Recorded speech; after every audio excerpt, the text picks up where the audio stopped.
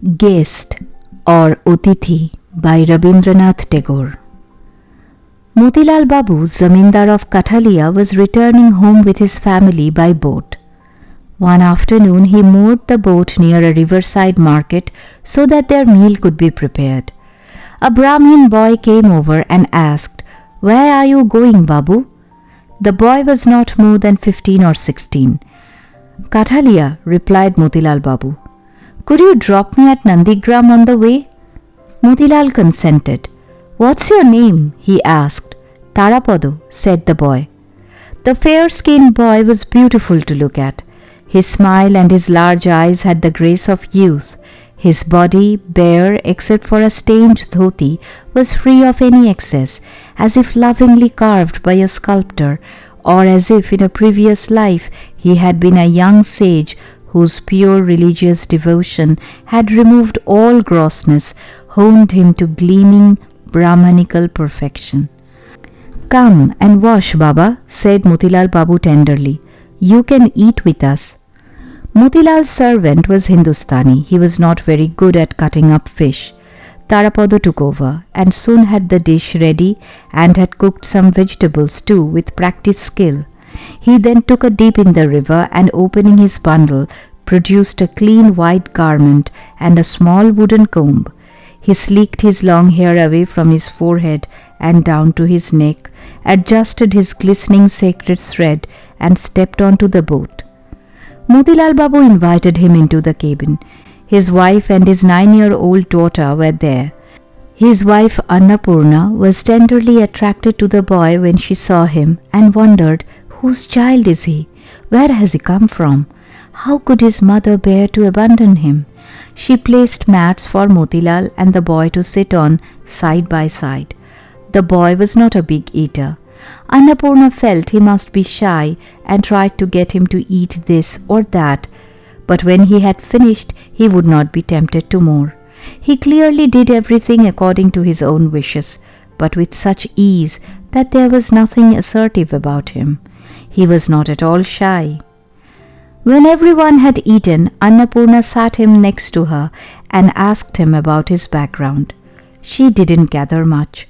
All she could establish was that the boy had run away from home of his own volition at the age of 7 or 8. "Isn't your mother alive?" asked Annapurna. "She is," said Tarapada. "Doesn't she love you?" asked Annapurna. Tarapada seemed to find this question peculiar. "Why shouldn't she love me?" he said, laughing. "Then why did you leave her?" said Annapurna. "She has 4 more sons and 3 daughters," said Tarapada. Tarapada was young, so his life story was brief, but the boy was a complete original. He was his parents' 4th son and was still a baby when his father died. Despite there being so many in the house, Tarapada was the darling of all. Mother, brothers, sisters and neighbors doted on him, so much so that his tutor never beat him. Everyone would have been appalled if he had. There was no reason for him to leave. Half-starved boys who constantly stole fruit from trees and were thrashed by the owners of the trees, they never strayed from the village or their scolding mothers. But this darling of everyone joined a touring yatra troupe and left his village without a thought. Search parties went out and he was brought back. His mother pressed him to her breast and drenched him with tears. His sisters wept too. His elder brother tried to perform his duty as guardian, but he soon abandoned his feeble attempts at discipline and welcomed him back with open arms. Women invited him to their houses, plied him with even greater displays of affection, but he would not accept ties, even ties of love. His stars had made him a wanderer. If he saw strange boats on the river, or a sannyasi from a distant region under the local peepal tree, or if gypsies sat by the river making mats or wicker baskets, his heart would stir with longing to be free, to explore the outside world, and after he had run away 2 or 3 times, family and villagers gave up hope of him.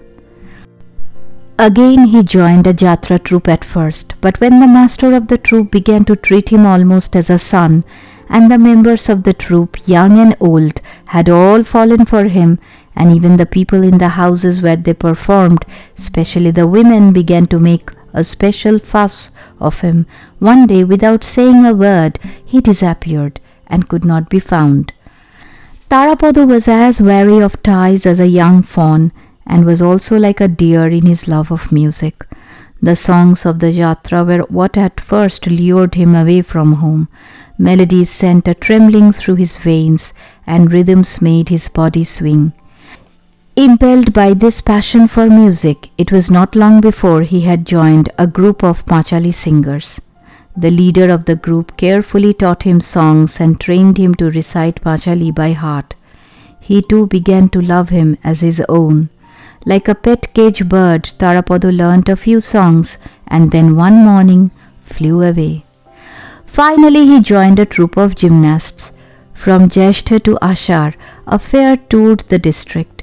Jatra troops, Panchali singers, birds, dancers, and stall holders travelled by boat from one side to another.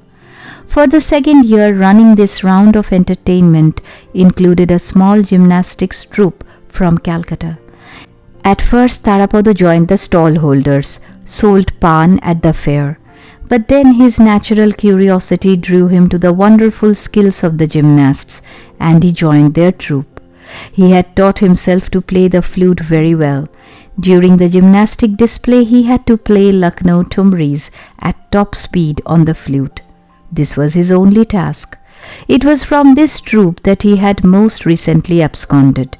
He had heard that the zamindars at Nandigram had founded on a lavish scale an amateur jatra group, so he tied up his bundle and headed for the place, meeting Motilal Babu on the way. Despite these connections with various groups, his nature had not been corrupted by any. He was deep down entirely detached and free. The foul language he had heard, the dreadful sights he had seen, had not fixed themselves in his mind. They passed him by. He remained unbound by any kind of habit or custom. He swam in the murky waters of the world with pure white wings like a swan. However many times his curiosity made him dive in, his wings could not be soaked or soiled. There was a pure and natural innocence in this runaway boy's expression, so much so that the worldly wise Motilal Babu invited him in without doubt or question, and with great tenderness.